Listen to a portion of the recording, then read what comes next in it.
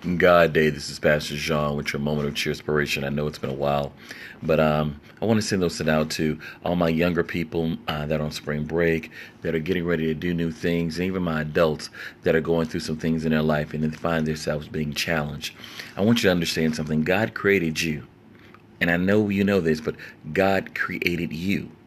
And there's no one that can ever be better than you. You need to understand that.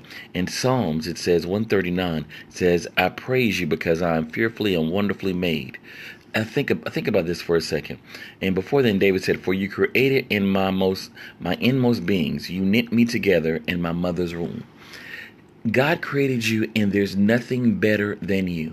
There's no one who can beat you being you. There's nothing that you cannot accomplish that God purposed you for.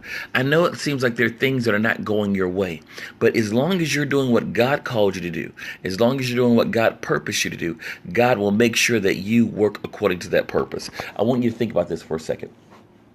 Now, if you have a car is designed to drive. Now, if there's a problem with the car and it doesn't work, then the manufacturer will recall it and fix it. God will fix whatever the situation is in your life. God loves you.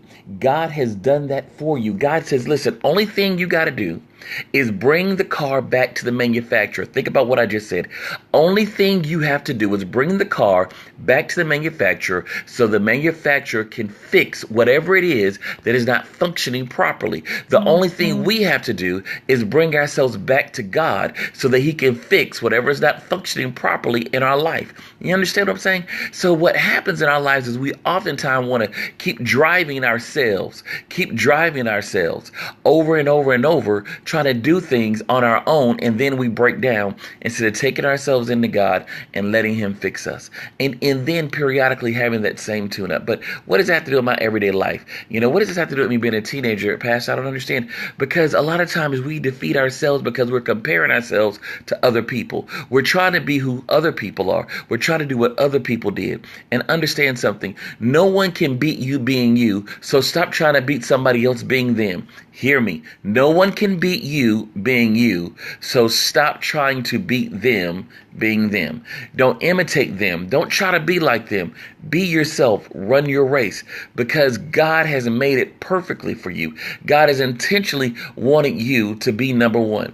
And I know that you may look at it and say, I can't be number one in what I do because there's somebody else better than me. No, you're looking at the wrong field. You're looking at the wrong thing. There are plenty of areas in your life where you can be number one. And even in the areas that you feel that you came behind someone else, you're still number one. Did you give it your best? Did you put your best in it? Then you are number one. You are in the position you want to be in.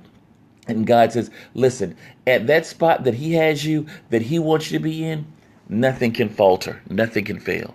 So I want you to lift your head up. I want you to stop being down on yourself. Stop thinking that God hates you. Stop thinking that you're not good enough. Stop thinking that you're not worthy. Stop thinking that you don't have the skill set. Stop thinking that, I want to do, you can say, I want to be on this team, or I want to go to this school, or I want to cheer for this college, or I want to make this football team, or whatever it is.